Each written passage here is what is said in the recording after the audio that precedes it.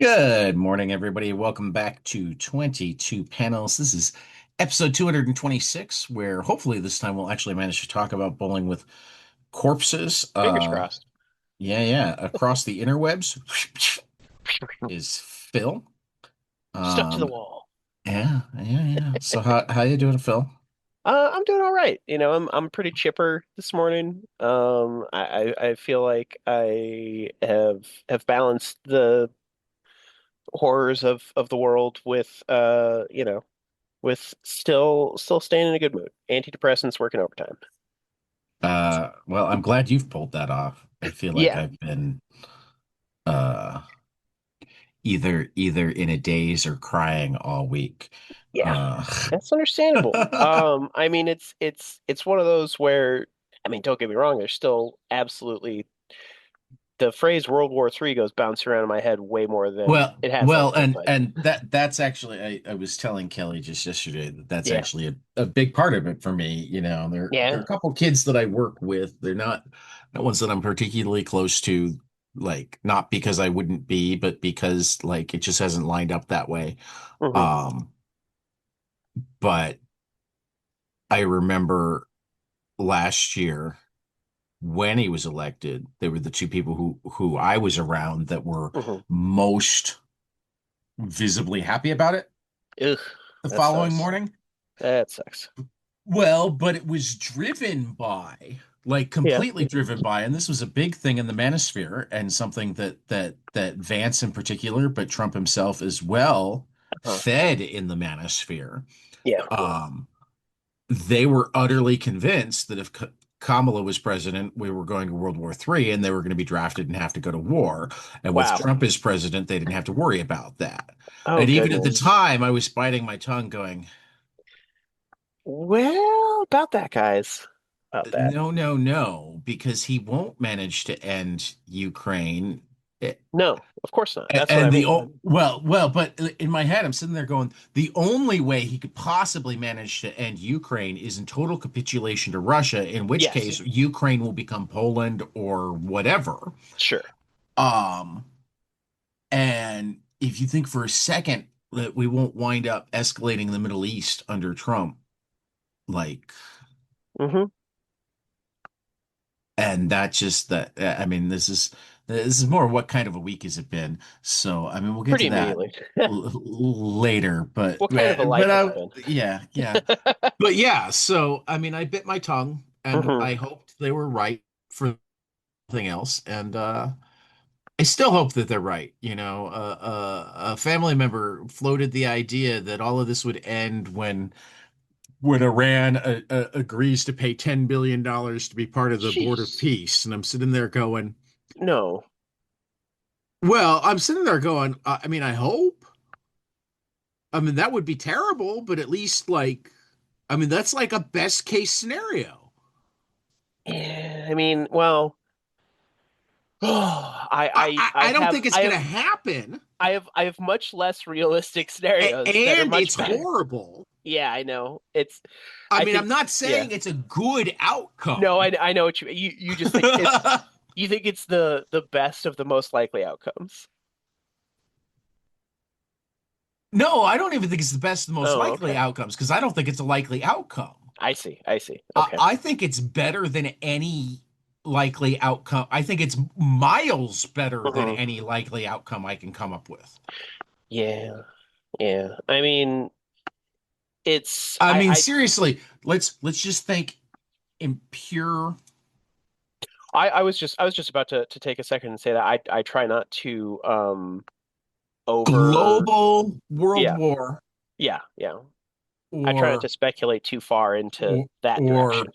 or rampant out in the open corruption, which is worse. I mean, the glibly why not both? Because No, I that's kind of totally want both to go away. yeah. No. I also meant both are kind of happening right now. No. Yeah. But in terms of the But if I had outcome to of choose one or this, the other, yes. it's yeah. Not great. Yeah. Among among outcomes that seem even remotely possible, Yeah. can you think of one that's real? I mean, I Trump Trump has a heart attack, Vance yeah. walks in front of a bus, Yeah. Mike Johnson falls over, and I mean, I'm not saying that we should be, but Like like how oh far down yeah. the line do we have to go before we get a leader that we even trust to do something good with it?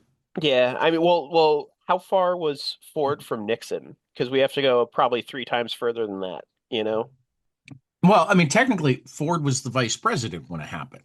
Yeah, but he wasn't the vice president before, like during the Watergate scandal. No, he Yeah. became Yeah. vice president after Agnew got Yeah. Yeah. pushed Yeah. Yeah. out for other criminal stuff. Exactly. Yeah, that's what I mean. Um, but like, Speaking of getting pushed out, um, sorry, this is my attempt at a segue. yeah, Um, we'll get back to it. We still have to go into what kind of week has it been, yeah. but for our No, first, I was going there. oh, okay, Uh, yeah, Mike Richardson's out at Dark Horse, which I mean, right, Mike Richardson built that company from the ground up, and uh, none of the announcements I'm hearing involve the word comics. So I don't yeah. know how I feel about this. Well, I'm I mean, always wait and see.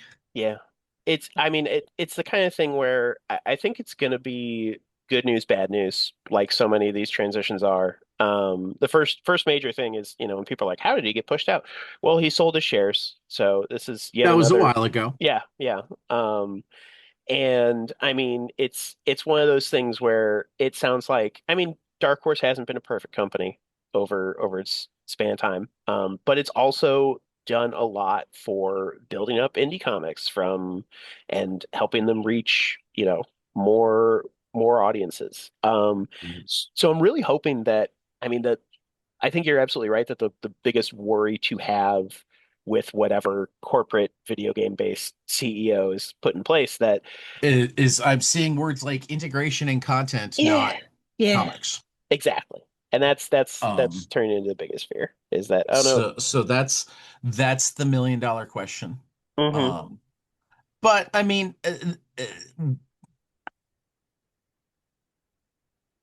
he sold his shares as much because he's not getting younger as Right, because they were in financial need, if I recall right. correctly. Um, Sounds about right. so like Richardson wasn't going to be around a dark horse forever anyway. Hmm. Um, it makes me wonder if there was some writing on the wall, and this is how Fluxhouse wound up jumping from Dark Horse to Oni. Okay. I wonder about some of the other creator imprints. I Mm. wonder if it, kind of my canary in the coal mine will be watching Stan Sakai and Brian Bendis Yeah.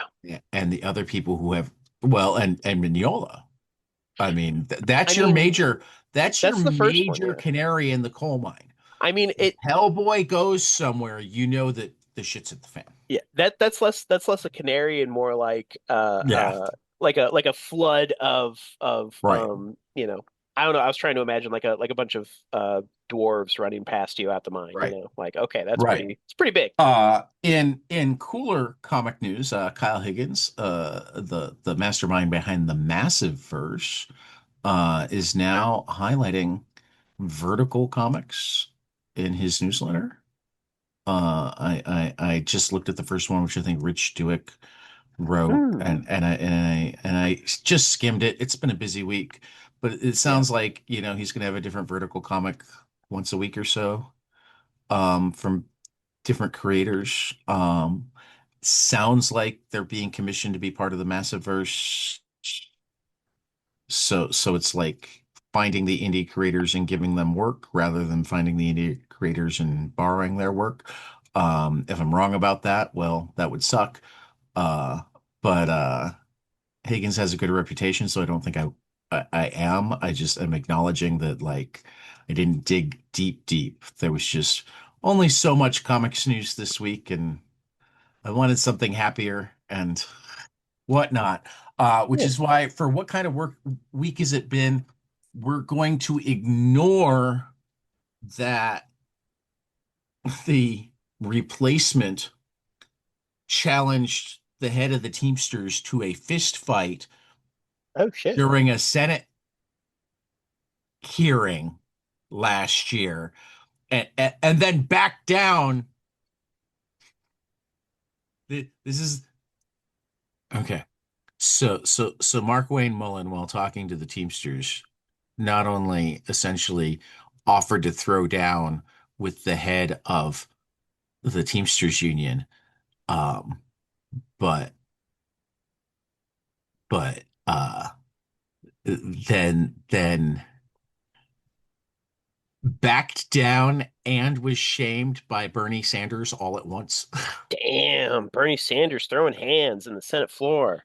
He didn't have to throw any hands because essentially what happened is Mark Wayne Mullen Hmm. you can go find the clip. It's totally out there. But Yeah. Mark Wayne Mullen is essentially offered to fight him like expecting to he's the big MMA guy, so Mm. whatever. That's all he And knows how to do. It's just one and move. the head of the Teamsters union was like, yeah, okay. And Mark Wayne Mullen's like, just give me a time and place. And the Teamsters guy is like, this is a place, this is a time. Such a working class response. That's great. And it's at this point that Bernie Sanders is going, you're a United States Senator. Wow. Oh, and that is wild. But also, was it the House or the Senate where the historical caning happened ahead of the Civil War? That was in the House, I think, but Okay. it could have been the Senate. Yeah. Yeah. Yeah. Well, and there was a fight between a couple of Republicans earlier this year. Oh, wait, and of course, was this the week? Was it this week or last week that the Marine who had his arm broken was like Oh being yeah, dragged out of yeah, there? yeah, So yeah. yeah, that's some violence too. You don't break an arm without some violence. So yeah, it's been So wild. It yeah, yeah. empire in But decline. but I mean here's the thing. Uh I mean, if Mhm. I know anything about this administration, he'll stop being a senator before he's confirmed even. So Mm. even if backbones come out of nowhere and say, "No, we'd really like somebody at DHS who like has some qualifications." Oh, Um, yeah. he might be done at DHS, but I mean, I only bring all of that up in that like the positive spin and the one that I'm choosing to Hmm. take right now is the dogs of America are rejoicing. The Democrats are wearing justice for cricket pins. Um, because Chrissy Nome managed to get herself fired. Um, ironically, not for gross incompetence, not for the Cool. American citizens um, uh, uh, uh, killed on her watch, Yeah. uh, not even for what in any other business would be called embezzlement. Um, Oosh. because like massive ad contract went to a company that had been incorporated 8 days before the contract was given by by longtime cronies of hers. Ah. um, So even more obvious embezzlement. yeah, well, I mean, again, like here, it's I don't know what you call it, fraud, Yeah. uh, uh, yeah, whatever. When Um, you're too but obvious with your fraud but for Trump, but that's a but that's a no, sign. no, she wasn't fired for that. Oh, She I was see. Okay. fired for. Oh, also not fired for having an affair with her subordinate on the luxury jet she purchased for DHS that had a bedroom.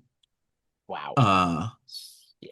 I mean, she did get asked about these things in Congress, and one of the reasons it's pretty clear that like all of this happened Hmm. is that she did everything but answer the question. Hmm.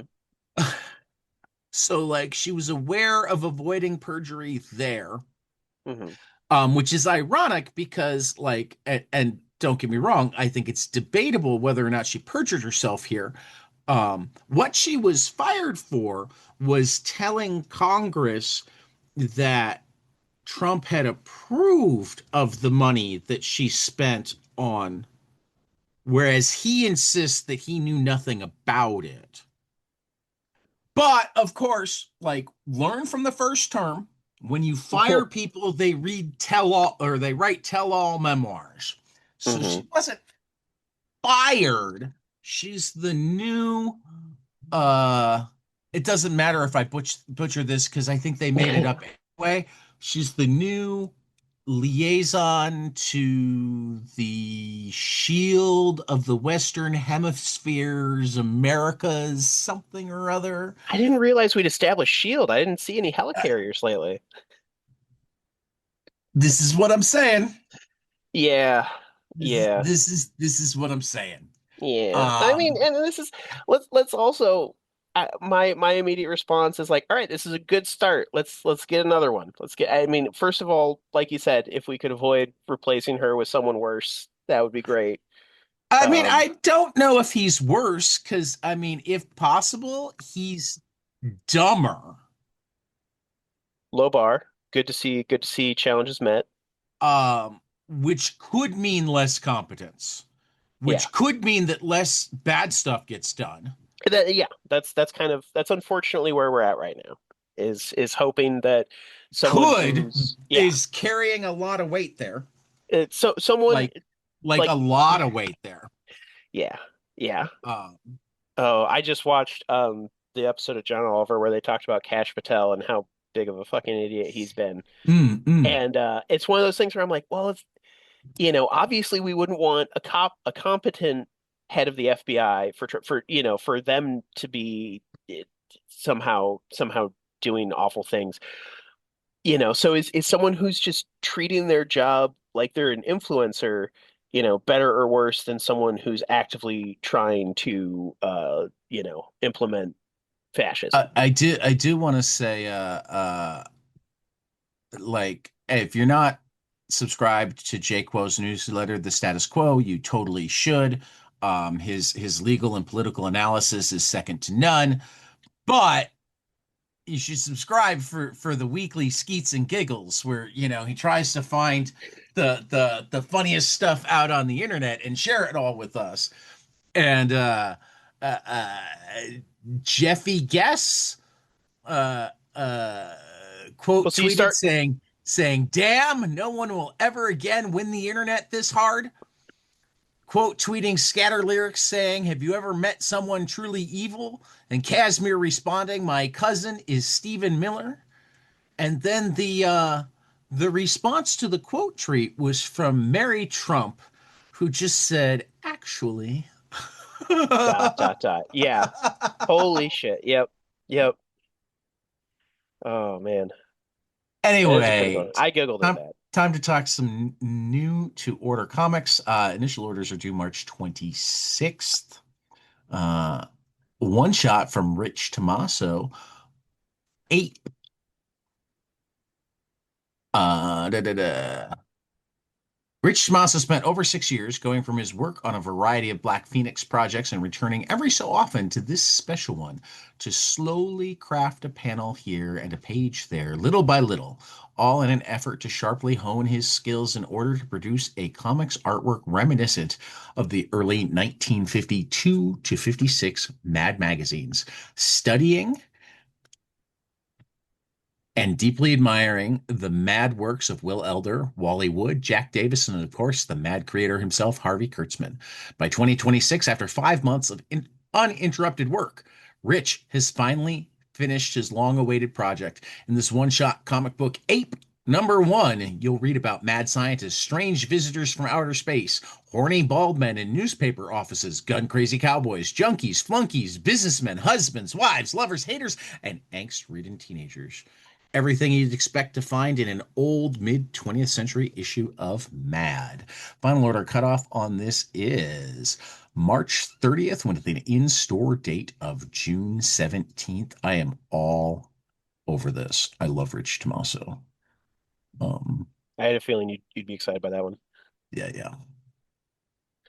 All right, next up, we've got the Monsters in Love, a Pride anthology one shot from, it just says James Tynan and Tate Brownbull, but I know there's a heck of a lot more creators in there. It's a big anthology. Beloved anthology Monsters in Love turns romance comics on their ogre-sized head with 10 swoon-worthy stories by fan favorite LGBTQIA plus creators, including James Tynan, Jadzia Axelrod, Vida Ayala, Zoe Tennell, Cena Grace, Josh Trujillo, uh, Claudia Aguirre, uh, Tench, and many, many others just in time for Pride Month. Supersized Special also includes a framing story by the creative team from The Oddly Pedestrian Life of Christopher Chaos. 80 pages for $10. It's a pretty good deal. It's a pretty good deal. That's coming out from Dark Horse. That's going to have a final order cutoff of May 18th, in stores June 24th. Monsters in Love. Only the Savage Are Left, #1, from Zach Kaplan and Stefano Raphael. A strange virus is spread across the world, transforming its victims into monsters. The only cure is to kill another infected soul. When a nonviolent young man sets out from safety of his settlement to find his missing true love, he must face the corrupted world of monsters and monster killers, a dramatic survival adventure that dares to ask what we should stand for in a monster apocalypse. Final order cutoff is April 27th, in stores June 3rd. I, for one, stand for the monsters. I skipped one of your books, didn't I? Did you? No, I think no. This is the next one. Yeah. Oh, I What did? yeah, I Yeah. see what happened. I I sniped it. thought I had done this one. I gave you 2 weeks. You did not take No, it. no, no, no, no. Totally Instead, cool. this is Zorro, #1 from one Howard Chaykin and Jorge Fornes, coming out from IDW. The Masked Avengers Zorro is back in an all-new series from comics legends Howard Chaykin and Jorge Fornes. Don Diego de la Vega, known to the world at large as Zorro, is no stranger to facing down dangerous foes and risking his life to help the less fortunate. Now he will face his biggest challenge yet as he goes up against the might of Napoleon Bonaparte and his armies. Can Zorro overcome the odds and continue his quest for justice, or will his story be cut short by Napoleon? First chapter of this three-part epic starts here. Howard's fantastic. I think he was the first interview that I joined you for. So on 4th of July, that was a good old time. So you Okay. know, we're fans of Howard. That's gonna have a final or cutoff I April always enjoy 13th. talking to Howard. Oh yeah, he's a hoot. On sale May 20th. Only 3 issues. I'm gonna have to pick this up. Maybe some graphic novels.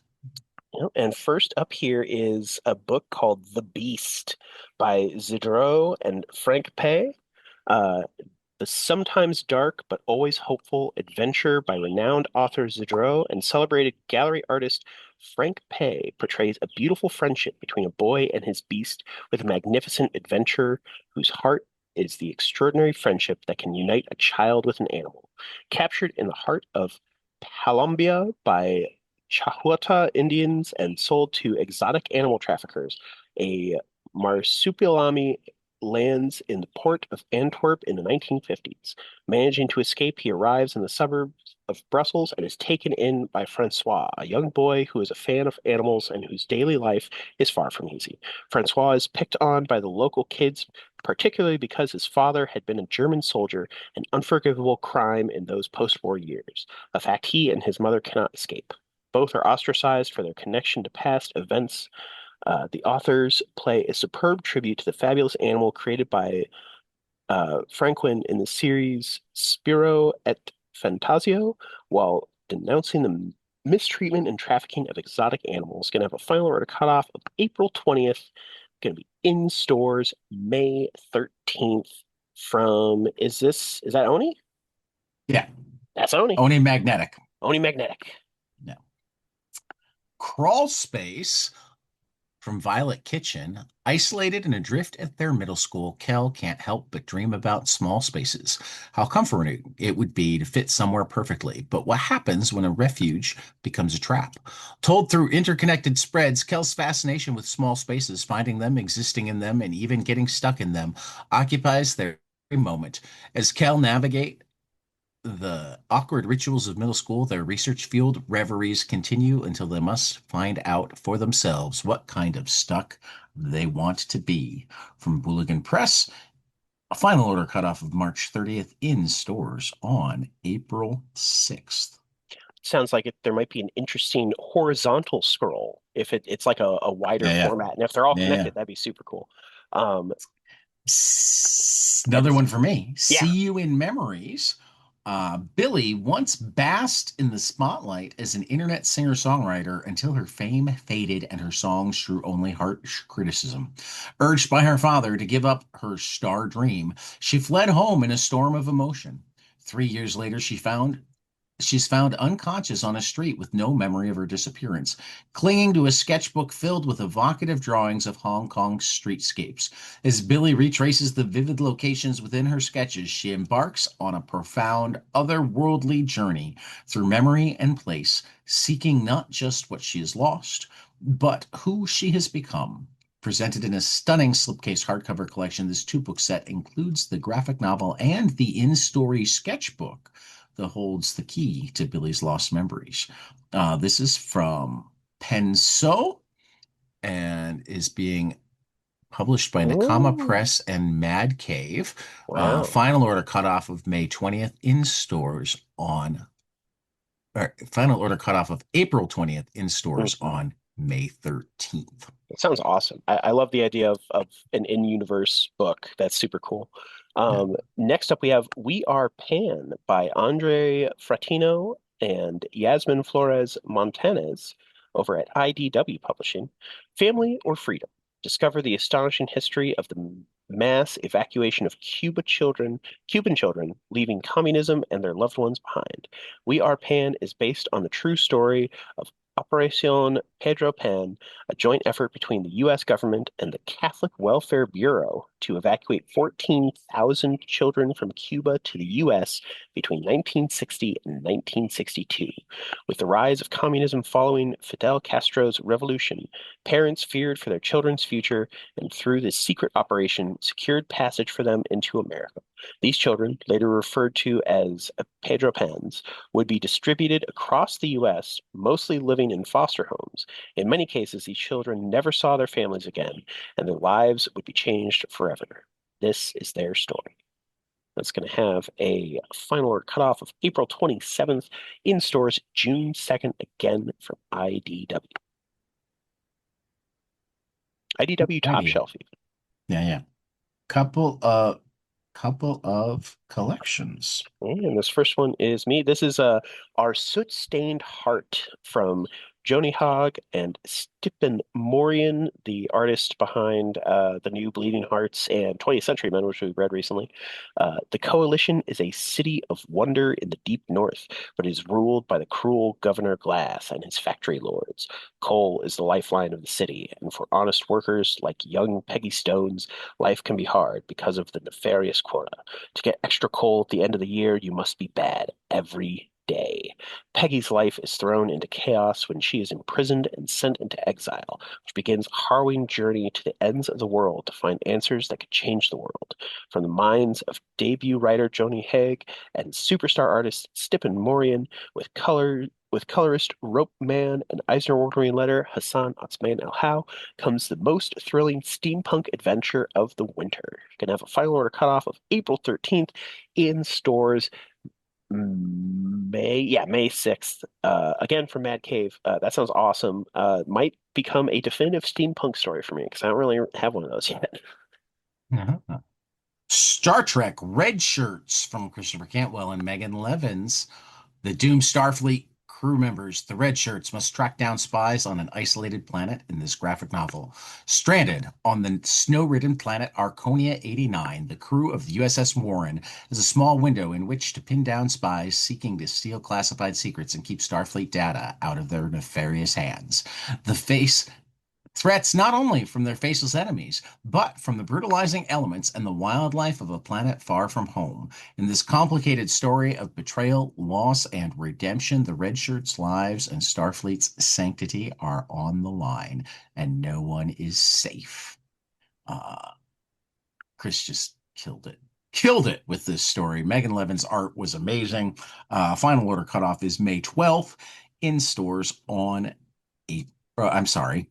Final order cutoff is April 6th in stores on May 12th. That was a close Yeah, yeah. Final order cutoff for Monday, March 16th, we have Bitchy, The Exasperating Existence of Midge McCracken by Roberta Gregory at Fantagraphics. In stores April 22nd. Breakthrough, Life on the Brink by Christopher Fink at Fantagraphics in stores April 22nd. Estuary, A Ghost Story by Tim Daniel, D.V. Andre, and Man House. I think that's issue one at Oni Press in stores April 8th. Hab number one from Joshua Dysart, David Lapham, Bill Sienkiewicz, and Jacob Phillips at Bad Idea in stores on April 15th. And Pretty Hate Machine number one by Ryan Onan, Tim Seeley, and Paolo Armatano at Mad Cave in stores on April 8th. Crowdfunding right now, we have Inheritance number one from Doug Wood, Brandon Albetsky, and Travis Jamer at Kickstarter through March 12th. The Hectic Love Lives of the Mythical by Laura Helsby, Jaws Stone, Fellhound, Jonah Walker, Len Gogos, Matt Aitik, Taylor on one. Backerkit through what? I was gonna say H. H. Taylor on Backerkit through March 21st. Even the Stars Will Fall number one from Florin Akinmaid and Bimpe Alu and Hassan Atzman El Hao on Kickstarter through March 25th. So Buttons, Who's My Daddy and What Does He Do from Jonathan Bayless and others on Kickstarter through March 28th. And Dan Dare, First Contact from Alice DeCampi and Mark Lamming at B7 Comics will launch on March 9th, which is tomorrow. So by the time most of you are listening, Humble Bundles, we have The Witcher and Cyberpunk 2077 collection from Dark Horse, $16 for 28 books for the special effect UK charity to help disabled people who enjoy video game or to enjoy video games. And that's been extended to March 11th. Terry Pratchett's Discworld, $16 for 36 novels for HFC, Care for Families Impacted by Alzheimer's through March 10th. The Indie Comics United, a super bundle of awesome stuff, $18 for 60 items. Comic Book Legal Defense Fund through March 12th. Ultimate Top Cow Science Fiction and Fantasy Comics from $18 for 41 items. Book Industry Charitable Foundation through March 13th. Dive into Vertigo, $18 for 26 items. Book Industry Charitable Foundation through March 20th. Protest Power Zines and Lit from Microcosm Publishing, $18 for 38 items to support the ACLU on until March 20th. And a big one just added, Love and Rockets and More, the Collected Hernandez Brothers from Fantagraphics. $18 for 57 items to support the Wow. ACLU through March 26th. Three amazing books this week. I mean, I like there were enough really good number ones or one shots, etc. Well, and great closing, like Beneath the Trees killed it with Mm. its closing. Um, as did what was the other thing that closed this week? Is it Daredevil Punisher? Yeah, but that's not the one I'm thinking of. Oh. Sleep. Sleep finished up this Oh. week, and that killed it.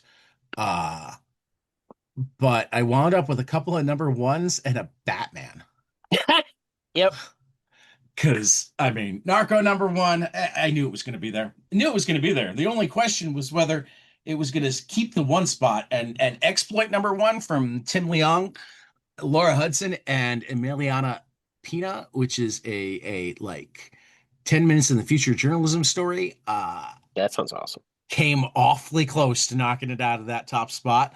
Hat tip to Spencer Ackerman, who's been plugging the hell out of this book for about a month now on Okay. his news. Um, but it took two number ones that good to keep Fraction and Jimenez from having Batman #7 be my top comic of the week because I am not a Joker guy. I'm Yeah. not a Joker guy at all. To a certain extent, I judge how much I like a Batman writer Hmm. by how well they can write stories without the Joker, how long they can keep the Joker from their run, Right. et cetera, et cetera. So I was a little dismayed to see the Joker popping up in issue 7. Hmm. Um, this is the freshest take on the Joker since White Knight, and unlike White Knight, is in universe. Oh, okay. I was blown away. But So is it is I'm it the not gonna give freshest take on spoilers. the Joker since Grant Morrison even? Remind me what Morrison did. So, I mean, the first issue was they killed the Joker. And then so the Joker had like a bullet hole like on All their right. forehead after that, and became this weird sort of figure obsessed with death. Like he killed all of his clowns and was like, I'm going full psycho kind of. And but then after Bruce Wayne disappeared, he became a masked detective Okay, in I'm Batman and remembering this Robin. all now, Yeah, there's some weird and stuff. It was interesting. it is, but I didn't actually find it that fresh. Okay, that's fair. I mean, I love Grant Morrison's That's run okay. on Batman, Yeah. but I felt like that had uh, a lot of both Moore's Killing Joke and Mm, the No Man's Land, where the okay. Joker ran like the most organized, least violent area, because when you've got No Man's Land, that was what was Hmm. subversive. Interesting. Interesting. Yeah, You know, that sounds clever. so it still plays so completely on, and I'm not guaranteeing that Fraction won't wind up getting there eventually too, Hmm. but But for a first but Joker issue, for an issue, um, he's doing something with the Joker that I've never quite seen done before, even though he takes an angle on it that isn't, the angle itself is completely fresh. okay. Um, I saw like just where it goes one is, spoilery page, I think, and I was like, yeah. oh, that's interesting. But Well, but you know, it's specifically the Joker's mindset right now yeah, that is fascinating. yeah, Um, and really, I think, uh, and at some point we'll be able to talk about this more spoilery, but really, yeah, I think that the challenge now becomes, um, kind of like Captain America was never going to stay Hydra. yeah, So part of what makes the story good is how long can you draw it out in a believable way right. and maintain the tension and make readers start to go, wait, have we do we have a meaningful change in this character, or are we still gonna, because I can't imagine the Joker forever being what got created in this. But if it's more than a story arc, if it's a reality for a while and he's got a plan for it, it could be something really special. Um, Nice. I mean, so I will be excited to catch up on yeah, some Bat Fraction, yeah, you know. yeah. I think the first trade is hitting the library soon, Soon. so Yep, yeah. yep. Anyway, Phil, take a walk. Yeah, it's kind of more of a sitting day around here. It's just that's a little haiku for you that I wrote in the show notes. Okay. I am out on the porch. One of my wife's friends is sleeping over, so she's in the living room, and it's kind of rude to yell about comics when someone's trying to sleep. So yeah, just I don't know. I think sleeping in the podcast studio is rude. You've got a perfectly good bathtub. Right. Oh, if you say that a little louder, the bathtub might be my new podcast studio. So that's okay. That's okay. Well, I If it mean, that also works. that would have been the second option if it was too cold to be out here. I mean, like all those times when we can't see you, if you just sat in Mhm. the bathtub, That's true. It is at least well we'd lit. have light. That's for Yeah, sure. yeah, yeah. But I also like my role as the abyss that gazes also. Tad, is that not unsettling enough? But yeah, no, I've read again pretty quiet. I finally got to Die loaded number 4, which was absolute. I loved it. I loved it so much. This new run is building up to something super exciting. And actually has me questioning, okay, is this going to be another full 20 issues, or might it only be 12 since the die on the back is the D12 this time? And I'm super glad that issue 5 is out. I think this week is coming out. Yeah, I Yeah. was about to say when I was resetting up the show notes, I Mhm. noticed that you hadn't actually gotten to die 4 yet. I thought to myself, I could be so mean and make certain that I read die 5 Right. because because Image sends out their previews the Friday Oh, before. So I got my PDF okay. of die 5 You got a little peek. on. I mean, I haven't read it yet, Oh, okay. Okay. but I could have You could have. You just to could have. taunt you. I know, right? And Um, that's the thing. It's like it's funny because I'm like as excited as I because am I'm for a like, series. how did Phil manage to get a whole month behind was my thought. Well, so that's usually what happens. Like I think if for whatever reason I'm busy on the day Yeah. that something drops, and then it just takes me a while to get to it. But No, in this, if I don't get to it the week that it comes out, mhm, it sometimes takes me a while to catch up, and then I'll catch up yeah, on the book together. I get it. right. And what's nice about this one is that, because I usually put down the issue and like let out a big sigh and like, damn, okay, now I gotta wait. So now it's like, oh, next issue is coming out in just a week, so that's less time to Yeah, wait. but the trade is 1 through 6. I know. I'm So you're gonna expecting have six to the be pretty big. double sigh when you're done with Hmm. 5 because now you're gonna Yep. be waiting for Yep. just saying. I know. It's okay. I It's the waiting. It's funny because if I feel like in today's information age, you tell someone, "Hey, here's a storytelling medium that moves at the pace of, 20 pages a month." Like it's it's absolutely bonkers to think about when everything is like instantaneous. But for me, it's oddly satisfying. It like helps keep like a larger pacing to the world, and I feel like I get less lost when there are comics. It's like a I don't know. It's a rhythm thing. It's hard to explain, but the waiting is part of the enjoyment at this point. If these things were released day by day or week by week, the anticipation might not be as sweet that way. Um, which, speaking of anticipation, Tad, have you broken your waylay on One Piece yet? I am still becalmed on the Grand Line. The Column on the Um, Grand Line. I actually just saw on becalmed on the Grand Netflix. Line. Apparently, the anime has like 32 seasons, which are not named by numbers but by arcs. Okay. So, I mean, it's just I'm still flabbergasted at how far you have to go. Yeah. 600 chapters in and like 1,200 to go. No, no. I mean, right now it's only like 650 to go. I think it's in the Okay. 1200s. Oh, okay, okay. Well, And still, yeah, maybe the 1300s.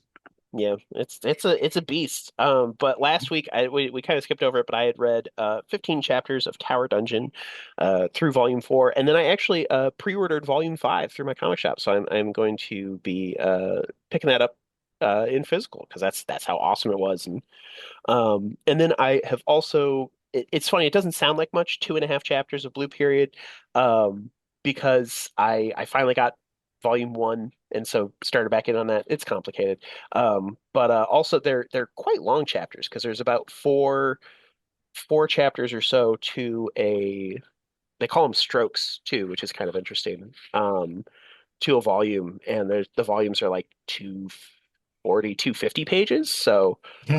yeah, it's a pretty dense read because there's a lot of art techniques that they explain in there. And yeah, I'm hoping to charge through a few volumes, at least get caught up to where because I'd read volumes 1 through 4 a few years ago, and now there's through 17 out there. So I'm hoping to get into some new territory sooner rather than later. Gotcha. But I was just gonna All say right, great. talking about art for great responsibility. Yeah, I was about to say, yeah, going to great responsibility. We're gonna talk a little bowling for corpses in the same work that Zach Quaintance uh wrote about the second volume of Lands Unknown Oh, stuff from Mignola and called it possibly his masterwork. So I I'm can gonna have imagine. to look at that as well. Yeah. I So what'd you think? I mean, and this is where while I was reading it, I kind of had the thought of like, okay, yeah, this is fun. This is sort of like a super condensed uh Mignola. It's hard for me to completely separate him from Hellboy because of how much of his output has been Hellboy up until this point. And like that's kind of where his style was defined. So like while I was reading it, I didn't necessarily think I thought of it as like a singular work, but hearing now that it's turning into a new series where there's a second volume out, and then it sounds like there was a first issue of a third series that came out last week, Well, that was, I or think more that's of the a one shot. first. I think that's the first place where somebody else is getting to work in Lands Unknown. Oh, okay, interesting. But yeah, but I mean, I definitely I dig Mignola's mythology and you know, moody sort of pacing and stuff. He's absolutely incredible. And it'd been a while. It'd been a while since I've read a book of his. So it, Well, and it's been a while since since he needed to do all of it, yeah, yeah, and decided that he wanted to do all of it. yeah. But as Quaintance points out in his review of um,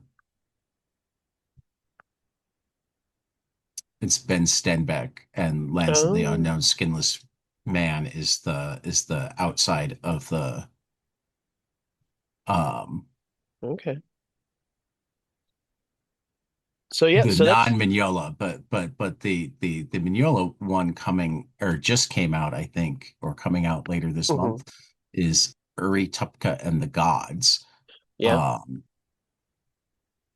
and what I love Quaintance has a way with words, and I think he nails it Mhm. here. There's a charge and almost visceral sense that the cartoonist is so in love with his own ideas, he is mostly drawing the book for himself, reception be damned.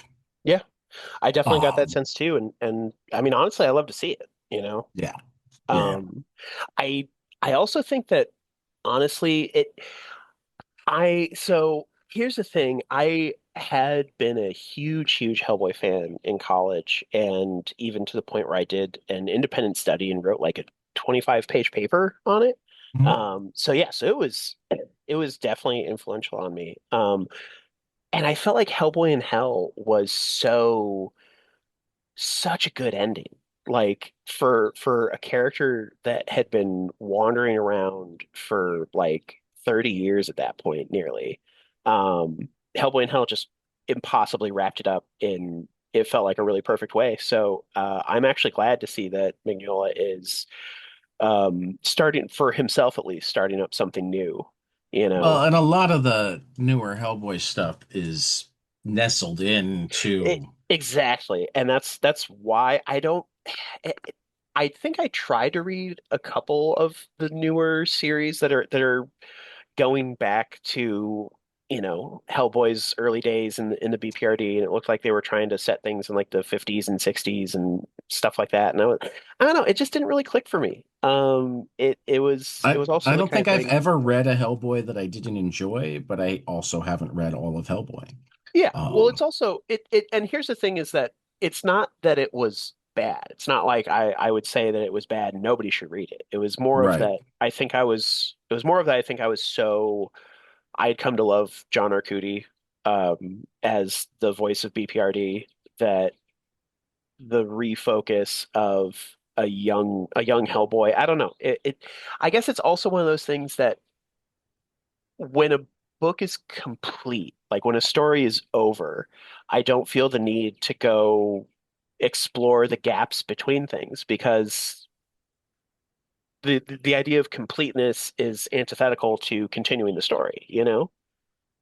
Whereas, I mean, and like I I I don't require it, but I can also love it, just like I love it when stories don't actually end, even when they feel complete, Yeah. because life doesn't end.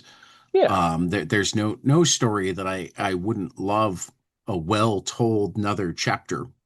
Sure. Um, I mean, if you have done any job making characters and they're not all dead, um, there are more stories to tell. Whether or not they need to Mhm. be told, whether or not Yeah. anybody has them to tell, that's a whole different thing. Yeah. Um, and that's kind of how I feel about this, filling the spaces in between too. Like Hmm. one of the coolest things, there are two amazing, amazing things about Hmm. Amazing Fantasy 15. Yeah. The first is how much of the Spider-Man ethos is established in 11 pages. Yeah. You know, like how much of the story, how many of the poses, how many of like how much Yeah.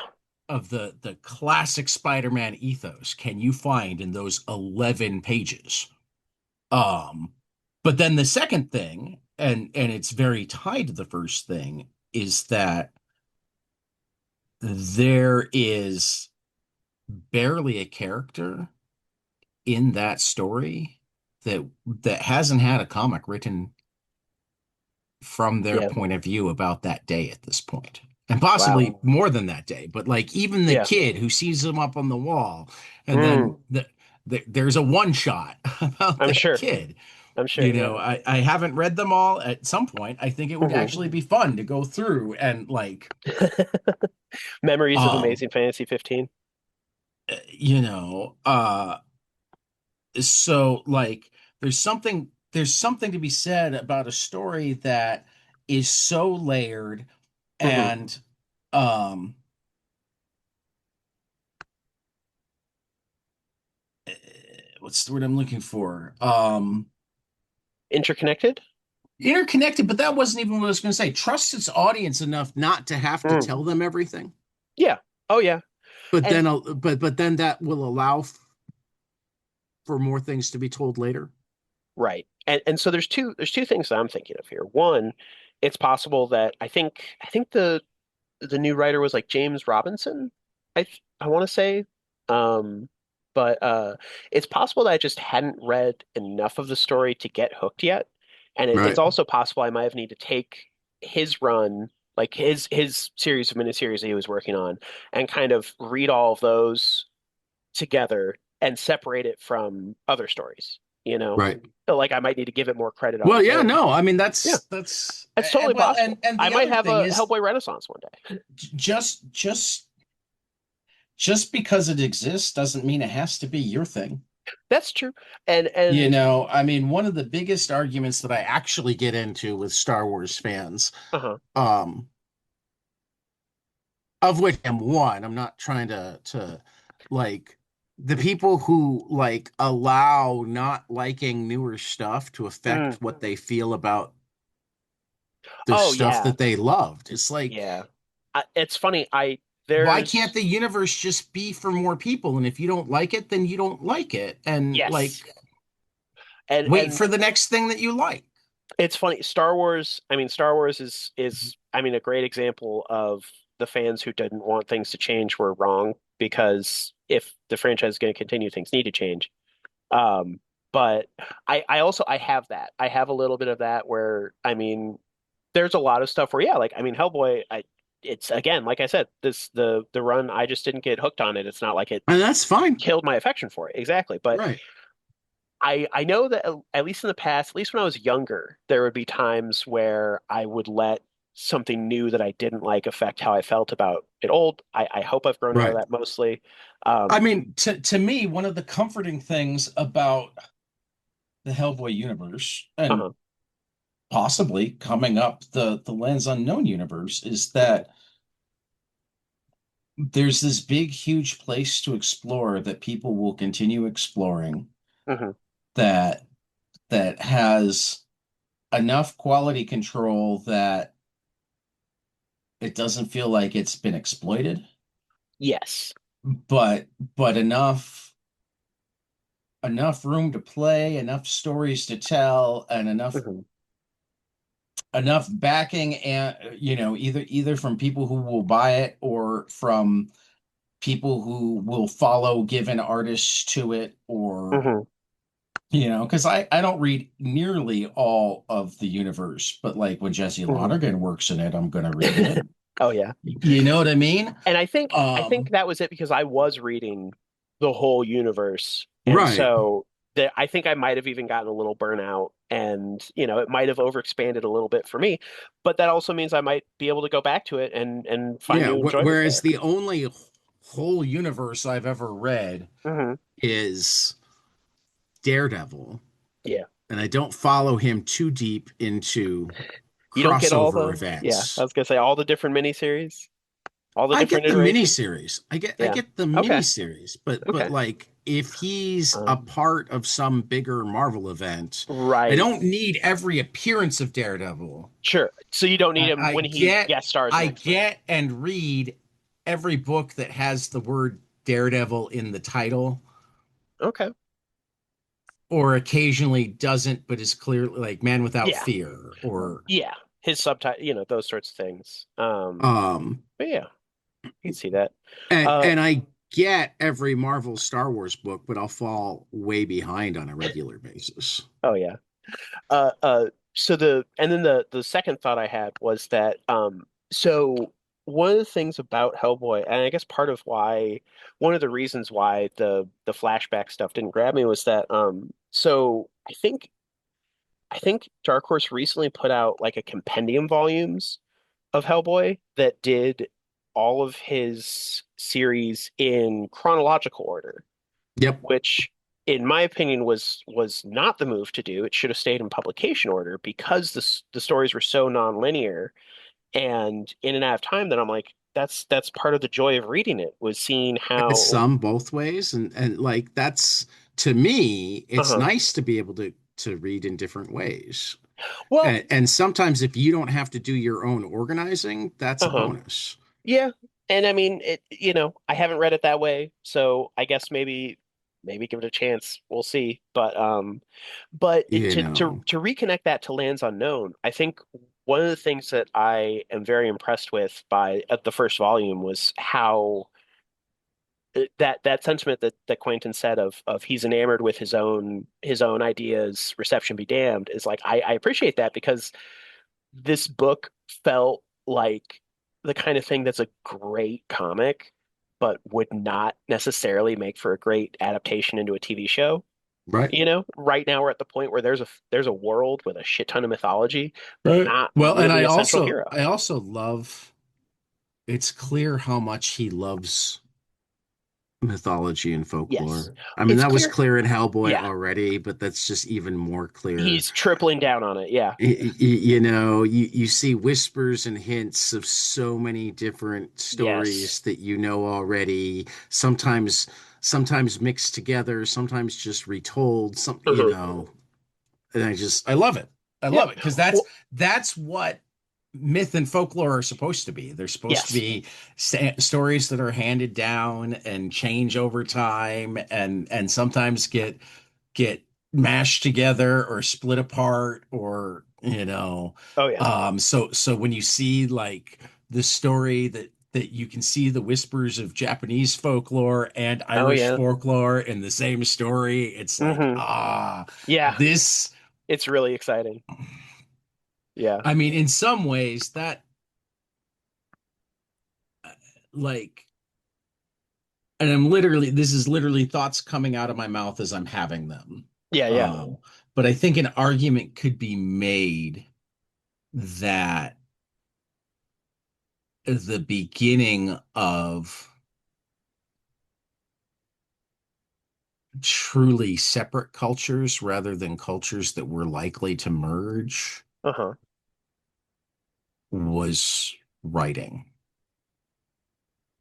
You said the beginning? Yeah. When we started having actual records, when we started writing things Oh, yeah, yeah, down, yeah, yeah. Okay. Okay. when I'm getting what rather you're than saying. sharing everything orally, and therefore, Yeah. it's this giant game of global telephone. Well, and Um, I think it's lost how interconnected or separate they were because we don't have write-ins. Um, right. yeah, and yeah, absolutely. And I love how Mike takes from all over the globe and combines them all into Well, and for that this matter, big how many one. assumptions, how many times do you see? Like I was reading a paper from, I forget who, but it was like a footnote in the Folger edition of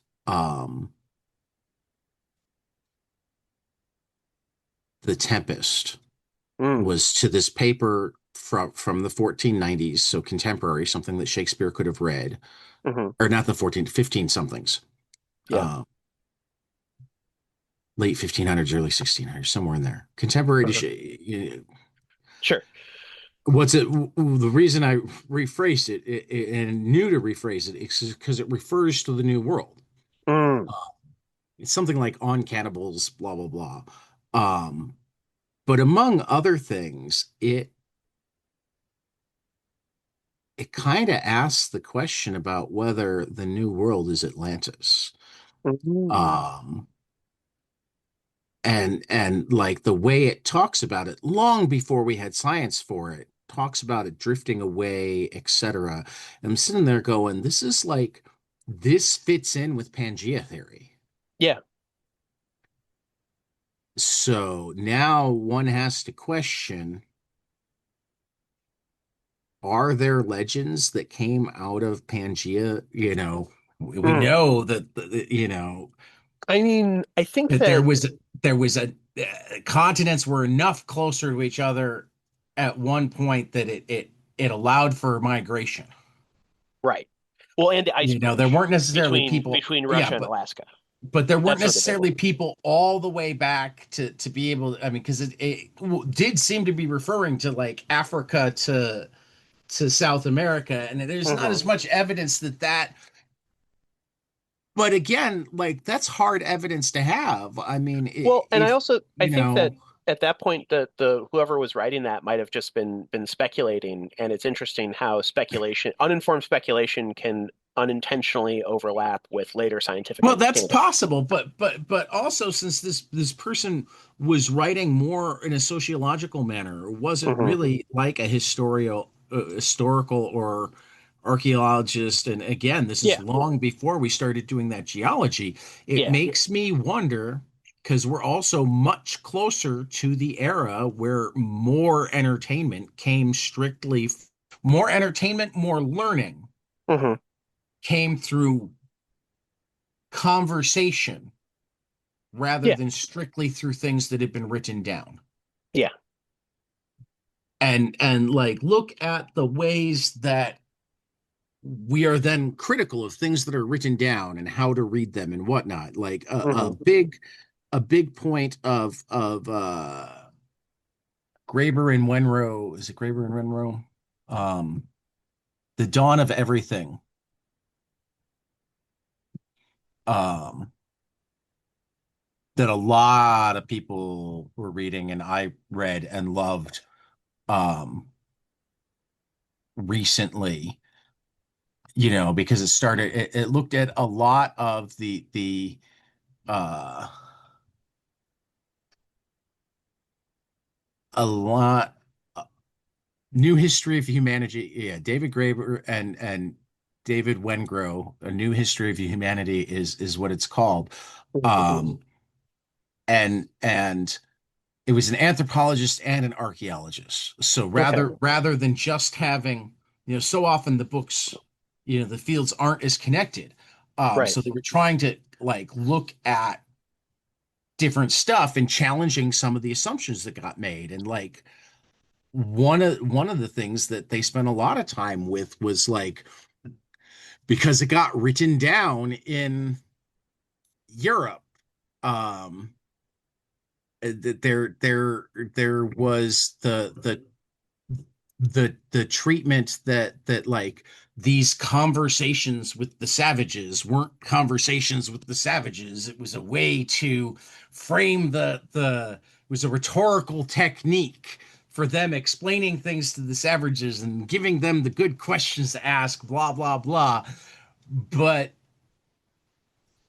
it was written at a time where those conversations really could have been had, and those conversations represent what we know about the societies of the people that they came from. So what if rather than looking at them as a rhetorical convention where the white people were smart and the brown people Hmm. didn't know anything, we looked at them as real conversations?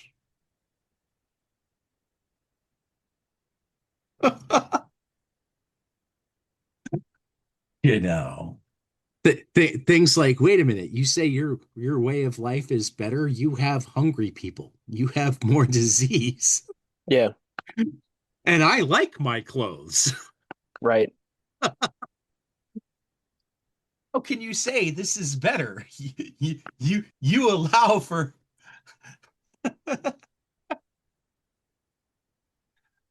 um, because it's interesting to look at it differently as, oh, wait a minute, this whole European culture had its values questioned then too. Yeah. Yeah. I mean, We have we have a I would be lot of shocked if tendency it to. wasn't. No, I do too, but we have a tendency to look at the written word Hmm. and specifically the written word that we have deemed scholarly Hmm. um as Well, and of more value. it's and that's where it's funny because I know your slight emphasis on what we deem scholarly, and like that's a tough one for me because on one hand, yeah, some things can be overly pretentious, but on the other hand, there also needs to be like a standard of rigor for I what we I don't consider. disagree. I don't Yeah, yeah. disagree. Like but I'm not even talking about pretentious. The scholars Uh-huh. are always going to have a view that differs from the working class people. I mean, when we're and I'm not saying we discount the scholars. I'm Hmm. saying that like if you're really trying to get a feel for an era, you need to be reading the scholars, the fiction, the newspapers, Hmm. the letters that you can find between Joe Schmo and his sister in Kansas City. Right. And I think if anything, that there are absolutely people doing that, and even doing that in There are academic now. I mean, settings. that's Yeah, that's a whole it new is. You're right. area of history. But You're right. Yeah, but yeah. my point actually wasn't about whether or not we're doing it now. My Okay. point was about how history has been shaped since we Ah, started writing things down. I see. I see. Okay. Okay. I get what you're saying. Yeah. Yeah, because that's even And well, how much is lost because it didn't get written down, or it got right, written down in ways that weren't preserved as well, right. or And the ways that our understanding of history continues to change as we continue to get new perspectives on the same writings that might have been right. disregarded as I mean, I inconsequential before. still think that like if I ever had the chance to design a history class or course, or Uh-huh. even like my real dream, a set of U.S. history comics, Yeah. the biggest key would be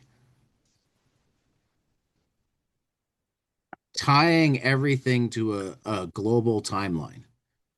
You might have a one-shot comic about the Beatles, and you might have a graphic novel about the Civil War, and another graphic novel only about Grant during the Civil War, and another graphic novel only about the people during the Civil War. But in terms of like the teacher resources or the website or whatever, everything would be tied into a graphic novel. So when you also had uh, uh, a graphic novel about minstrel shows or about Scott Joplin or about whatnot, you'd realize that it was happening at the same time. You'd know that Beethoven and Franklin shared the earth. You'd Okay. know that you'd be able to put the blues with the depression. Yeah. You know what I mean? I Yeah. mean, because Yeah, we that's tend absolutely important. to, no matter what history we're looking at, we tend Uh-huh. to look through, even when it's supposedly broad, Hmm. it tends to be through a pretty particular lens. And from a writing standpoint, I get that. But from a teaching and standpoint, I feel like the more you can broaden the lens, the better. So like Hmm. the more there's emphasis that if you read a biography of F. Scott Fitzgerald and uh, a volume of early Hemingway and a a economic book on the Depression and a history book on World War One and its aftermath, and another history book on the Red Summer of 1919, and another history book on the Flapper movement in New York, you're really reading about all the same thing. They all live in the same world, Hmm. you know. They interact with each other on some level. What level? Who knows? Because unless you find the story that involves somebody I mean,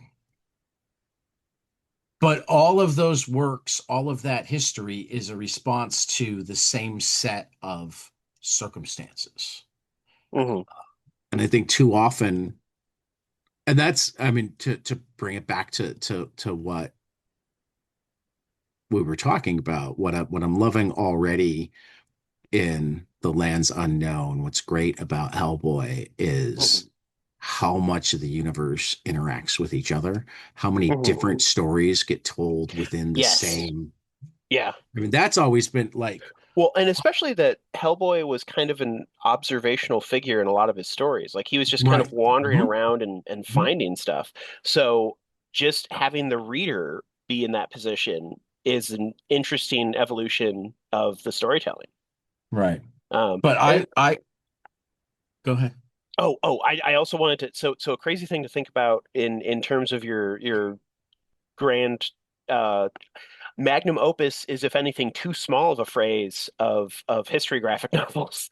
Is that I mean, first of all, I'm absolutely I, I think it is a grandiose um the concept, but I mean, and just to show you how my brain works, like uh-huh, if I had the money that I could pitch it sure, or fund it rather. produce it, yeah, Yeah, if I had the money that I could produce it, what it could also be is if you're in between projects or you need to research something for your own project or hmm. whatnot, Hmm. come make money doing this for me. Right, just do like a Whether it's writing a research, script yeah. that'll be off when they've got the time or whatever, Hmm. it could be like it could work as like the organizing fund for cartoonists where Hmm. they always knew that they had work A for fallback hire joke, yeah. available in an environment that was going to encourage If you like if their you like non-work for yeah, hire. world history of any kind, there's work for you. Yeah. Right. Well, so what it gets me thinking about is how like history as a concept is only a representation of the past. Mhm. And so inherently all histories are incomplete because the only way to fully to fully convey what happened in the past was to be there and to live through it. And not only to be there and to live through it, but to be there and live through it with a compound of perspectives from people across the world, because each individual person who lived at that time has their own perspective.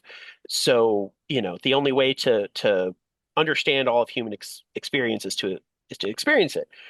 So it's interesting how you have an inherently, history is an inherently incomplete representation of the past, but at the same time, like you said, when you're putting together all of the different elements of an era that influence each other, I think that at a certain point you can even examine those things that didn't necessarily exist together and influence each other, and Oh, point out like absolutely. how, hey, how did That flappers, that's important too. I yeah, mean, put juxtapose flappers with like memoirs of a geisha, right, and right. that's where you can then find history as an Ab infinite well oh, of expanding absolutely. perspective. But that's that. There's a term that I love about education that I wish we actually talked about more, which Yeah. is called the hidden curriculum. What are the Oh, things we're teaching yeah, because of the way we're teaching? What are the exactly. Yeah, things that we're yeah. teaching without trying to teach them? What are the Right. things that we're teaching that aren't on the syllabus, are possibly not even related to the syllabus? It's really funny And because yeah. and the two things that I think about the most, and I think Mhm. are biggest is by choosing what to teach, particularly in things like history, we Oh decide yeah. what's important. Yes. Well, and And yeah, by sorry. siloing everything, Hmm. we give the impression that things aren't important to each other.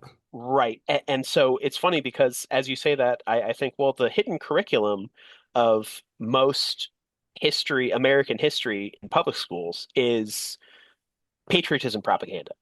Yeah, You know, it's that 100% that's what it is. And but being able to but I mean find, honestly, uh-huh, that that's almost the red herring hidden curriculum interesting. because Okay. because the hidden curriculum is uh great men versus I'm people. sorry. I didn't hear that. You kind of We cut out we there. we we study great men rather Uh-huh. than movements. Yeah. They tend to be men. Yeah. Even when we study other great individuals, we don't study the movements. Yeah. Um, and we really center the entire American story around the like that rugged individualism that Well, makes people think that like if they need help, there's something wrong with them. right. That and war. That ties right into it. Yeah. Yeah. And so I would describe what you're implying there not as a hidden curriculum, but like it's like the absence of it, Like if Yeah. anything, like what is not being talked about, what is being excluded from the American history taught in public schools is definitely that sort of perspective of, hey, this is not about individual dudes changing the world through their will. This needs to be about everyone. This needs to be about, history. Everyone's a part of history, not just the people whose names are remembered. Yeah. But anyway, three books we hope will be spectacular. I got a trio of number ones that became a little bit easier because I read a fourth number one. 51, number one from Kurt Byers and Jock at Mad Cave. Um, it's kind of a humor around storage at Area 51. Comics, the magazine, number one. Adam Freeman is editing it for Prana Press. Love those exclamation points. And Usagi Yojimbo Kaito, 84, number one from Jared Cullum and Zach Rosenberg, our first non-Sakai in-universe Usagi Yojimbo. Looking forward to this. Um, and then Tiger's Island from Patrick Kindlon, EPHA. Some people are going to hate this. It totally owes like all sorts of stuff from 70s exploitation films. But I loved it. Kindlon's All a right. cool guy, I remember that and one sounding interesting. yeah. Kindlon does good stuff. So yeah. Phil, this time you can I actually talk about Yeah, your I all new actually giant size trade winner graphic novel pick because it is it is coming finally out next time week. for the Metadoggos from Berenice Motois de Narbonne at Drawn and Quarterly. The book that League of Comic Geeks misled me to believe was being released last week is actually coming out this week. And it looks like a weird, yeah, just strange, just off the Yep. wall, sci-fi, futuristic, Yep. really impressive looking art style. I hope Mhm. that my store ordered a copy so that I can try to pick it up. If not, purchase request from the library. Huzzah! Yeah, dude, like you should have been paying attention when I talked I about it know, before final order cutoff. That's I when I know, ordered my copy. I know. And this is where, between the ADHD and the finances, so much gets fallen through the Well, I cracks. mean, but even with your library order, Yeah. you should just like cut and paste our list. Well, so the funny thing about that, and I've put in actually quite a few purchase requests at the Nashville Public Library. The book has to be published first. You can't make a Um, purchase request before the book has been published. that Um, sucks. a little bit, yeah. Otherwise, yeah, I'd love to give them pre-orders to be like, hey, well, and Well, you then just no, this is where you gotta actually just figure out who orders the graphic novels. I actually think, well, and that's the other complicated part Invite is them on that the show as a guest. Okay. So I don't know if she's still doing it, but I worked with the librarian when I worked at one branch. She, I think, is doing the purchasing for teens and kids, so she gets a lot of the graphic novels. Um, but the quote unquote adult graphic novels are someone different. So that's the other thing that's kind of interesting is that I feel like I've had more approved purchases S for s adult s graphic novels s than teen and s kid graphic novels. sell them on the idea of having their own Comic Con. I think they might. They kind of do. I think they've Get they've got one. involved. All right, Get it's involved. this This is is what I'm saying. yeah, you know, Anyway, for 22 panels, this has been episode 226. Whew. 26/7. 6 7. 6 7. Hey Nate. Uh we will see you after the next page.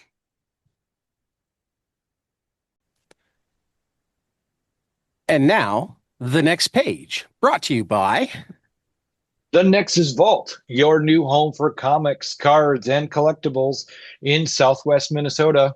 Located at 109 East Main Street in Laverne, the Nexus Vault is where longtime fans and new readers alike can dive into comics, trading cards, toys, and all things geek culture. Whether you're chasing key issues, building a deck, or just looking for a place that gets fandom, the Nexus Vault has you covered. You can reach the shop at 507-858-8914. You can email us at the Nexus Vault Laverne. That's the Nexus Vault, LUVERNE, at gmail.com. Or you can check us out online at thenexusvault.com. and also Modern Age Comics, Yeah, 2214 East Algonquin Road, Algonquin, Illinois, 60102. The new shop of Psycho Comicology. Come and pick up your comics, pick up your geek stuff. Just talk comics. I might be there. Who knows? Reach the store at 847-409-6295 or check out modernagereader.com. This month's catalog highlights have an initial order due date of March 26th and will reach stores beginning in May. New comic series Absolute Catwoman #1 from Jay Grayson, Scott Snyder, and Bengal at DC. Final order cutoff of May 18th, in stores June 10th. Absolute Green Arrow #1 from Pornsack, Pichet Choate, and Rafael Albuquerque at DC. Final order cutoff of April 27th, in stores May 20th. Ape #1, a one-shot from Rich Tommaso at Floating World. Final order cutoff March 30th, in stores June 17th. Babylon Cove #1 from Rafer Roberts, Joe Eisma at Mad Cave. Final order cutoff April 27th, in stores May 20th. Bad Thoughts #1 from Andy Parks and Dave Wachter at Ignition Press. Final order cutoff April 20th, in stores May 27th. Barbara Gordon Breakout #1 from Mariko Tamaki and Amanke Nahuelpan at DC Comics. Final order cutoff is April 20th, in stores May 13th. Ben 10 #1 from Joe Casey, Robert Carey at Dynamite. Final order cutoff of April 13th, in stores May 6th.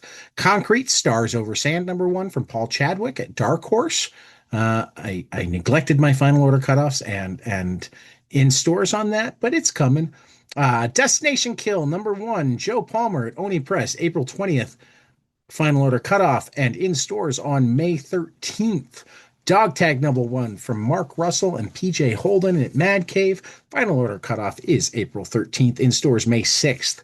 Imperia #1 from David K. Wilson and Jacques Salmon at Rocket Ship Entertainment. Final order cutoff March 30th, in stores May 6th. Fall of the House of Slaughter #1 from Tate Bromble and Adriano Turtolici at Boom Studios. Final order cutoff March 23rd, in stores May 6th. Godzilla vs. America Texas from Matt Frank and various other artists at IDW. Final order cutoff is April 6th, in stores May 13th. Hank Howard Pizza Detective, A Slice of Life #1 from Robert Venditti and David Lapham from Bad Idea Comics, in stores May 6th with a final order cutoff of April 6th.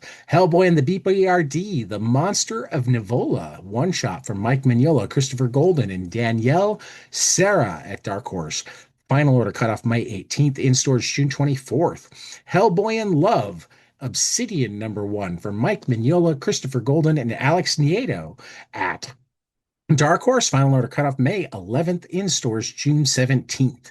If Destruction Be Our Lot from Matthew Rosenberg, Mark Elijah Rosenberg, Andy McDonald, and Francesco Segala at Image Comics. Final order cutoff April 13th, in stores May 6th. Innards #1 from Sam Lofty and Rob Guillory at Ignition Press. Final order cutoff March 30th, in stores May 6th. JLA Avengers #1 Facsimile Edition from Kurt Busiek and George Perez at Marvel/DC. Final order cutoff of April 20th, in stores May 27th. Lenore, A Ghost Story, one shot from Roman Durge at Titan. Final order cutoff April 20th, in stores May 13th. The Life and Death of Lucas Dreamwalker from #1 from R.L. Stein and Francesco Francavilla, Boom Studios. Final order cutoff April 13th, in stores May 27th. The Matron #1 from David Bowles and Drew Edwards with art from Monica Gallagher and Harry Saxon. IPI Comics, a final order cutoff April 27th, in stores May 27th. Megalith, The Olympus Saga #1 from Matt Kint and Louis LaRosa. Bad Idea, final order cutoff April 13th, in stores May 13th. Monsters in Love, a Pride Anthology one shot from Tate Bromble, James Tynion IV, Isaac Goodhart, and V. Gagnon from Dark Horse. Final order cutoff May 18th and in stores June 24th. Odin #1 from James Tynion IV, Marguerite Bennett, Letitia Kedenichi, and Jordi Belair at Image. Final order cutoff April 27th, in stores May 20th. Of the Earth #1 from Chris Condon, Andrew Eric, and Charlie Adler at Image Comics. Final order cutoff is April 27th, in stores May 20th. Only the Savage Are Left Alive #1 from Zach Kaplan, Stefano Raphael at Dark Horse, in store, or final order cutoff of April 27th, in stores June 3rd. Seven Wives #1 from Zoe Tunnel and V. Gagnon at IDW. Final order cutoff at April 13th, in stores May 20th. She Spawn #1 from Gail Simone, Ig Guara at Image. Final order cutoff April 13th, in stores May 6th. Showdown #1 from Dave Wilgotch and Tad Galusha at Ignition Press. Final order cutoff is April 6th, in stores May 13th. Skate Ali from #1 from Sam Humphries, Kelly Sudiconic, and Natasha Bustos from Dark Horse Comics. Final order cutoff May 4th, in stores June 10th. Star Wars Rogue One, Cassian Andor #1 from Benjamin Percy and David Marquez at Marvel. Final order cutoff April 6th, in stores May 6th. Superman, Father of Tomorrow by Kenny Porter and Danny Earls. DC Comics, final order cutoff May 4th, in stores May 27th. The Ring, The Man Who Beat the Man. #1 from Gail Simone and Eliza Romboli at Dark Horse. Final order cutoff April 27th, in stores June 3rd. Ultimate Impact Reborn #1 from Chris Condon and Stefano Caselli at Marvel Comics. Final order cutoff April 6th, in stores May 20th. Warbird #0 from Robert Venditti, Derek Kolstad, and Jesse Lonergan at Bad Idea. Final order cutoff of March 30th, in stores April 29th.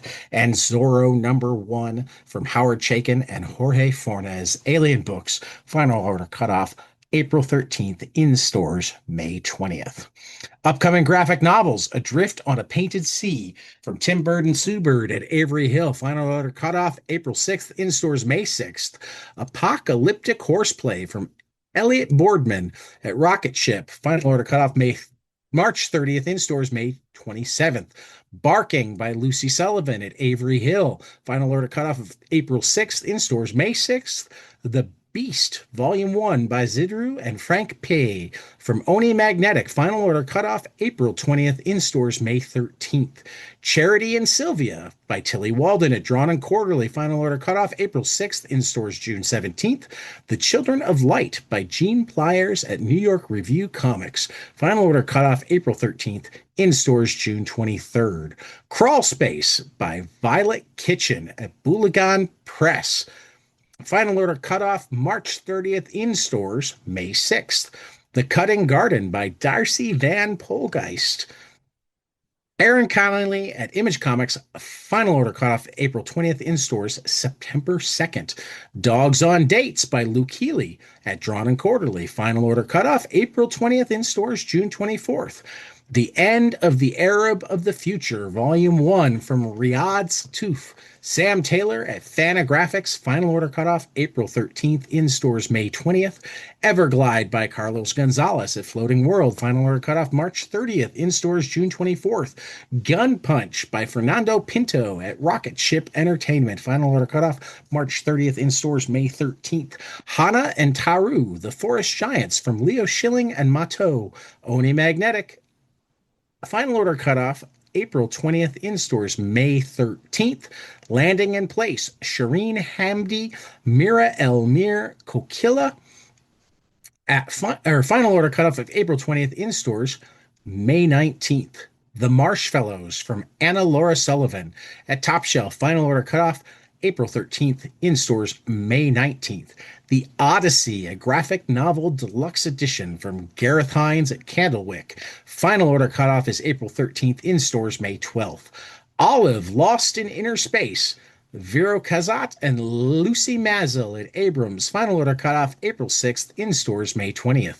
Oracles, Olivia Sullivan at Avery. Final order cutoff April 6th, in stores May 6th. Pandola by Kyung Chi-kit at Mad Cave Nakama. Final order cutoff is April 13th, in stores May 6th. Physical Education from Joanna Mosi at Pow Pow. Final order cutoff May 30th, in stores May 6th. Record Journey from Ryoichiro Kazuka at Titan. Final order cutoff May 4th, in stores May 27th. School for Extraterrestrial Girls, Volume 3, Girls in Space from Jeremy Whitley and Jamie Naguchi at Papercuts.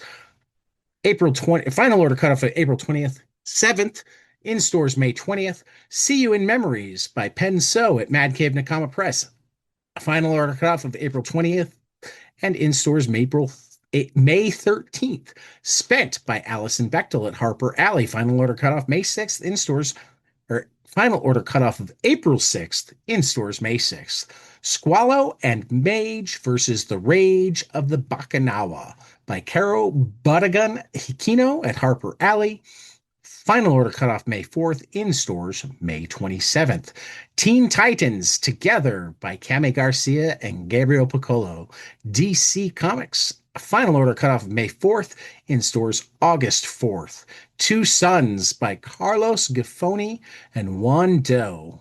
Rocker Ship Entertainment, final order cutoff of March 30th, in stores May 20th. Virginia Woolf by Liuba Gabrielle at Mad Cave, Becco Giallo, final order cutoff of May 4th, in stores May 27th. And We Are Pan by Yasmin Flores Montañez and Andrea Fratino at Top Shelf, final order cutoff April 27th, in stores June 2nd. Finally, collections available in this catalog: Be Not Afraid from Jude Ellison S. Doyle and Lissandro Estherren at Boom Studios, final order cutoff April 6th, in stores July 7th. Bloodletter by Joseph Illage, Tim Seeley, Christian Rosado at Image Comics, final order cutoff March 30th, in stores May 6th. Booza, Volume 1 from Shazleen Khan at Abrams, final order cutoff April 13th, in stores May 27th. Capes by Robert Kirkman and Mark Engelert, Image Comics, final order cutoff April 20th, in stores May 27th. Captain Henry and the Graveyard of Time by Mike Mignola, Bruce Sick. Dark Horse Comics, final order cutoff April 20th, in stores July 21st. Colossal Volume 1 by Rutul and Diane Truk at Abrams, final order cutoff March 30th, in stores May 6th. Devil on My Shoulder by Kyle Starks and Peter Kowalski at Dark Horse Comics, final order cutoff of April 13th, in stores July 14th. Die Loaded, Volume 1 from Kieran Gillen and Stephanie Hans at Image Comics, final order cutoff of March 30th, in stores May 6th. Dust to Dust by J.G. Jones and Philip Bram at Image Comics, final order cutoff of April 20th, in stores May 27th. Elf Quest, The Hidden Years Gallery Edition from Wendy Peeney and Richard Peeney at Dark Horse Comics, final order cutoff of April 13th, in stores July 14th. Galaxy of Madness, The Mortal Machine from Magdalene Visaggio, Michael Aving Oming, and Victor Santos at Mad Cave, final order cutoff of April 13th, in stores May 6th. Hector Plasm, Volume 1, Born into Night Battles, Benito Sereno, Nate Bellegrade, Derek Hunter at Image Comics, final order cutoff of April 20th, in stores May 27th. Hellboy and the BPRD, 1955 to 1957.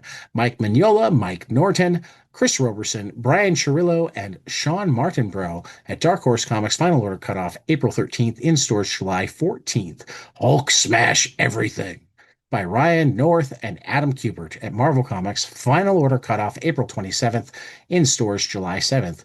Liquidator from Peter Milligan and Peter Kowalski at Mad Cave, final order cutoff April 27th, in stores May 20th.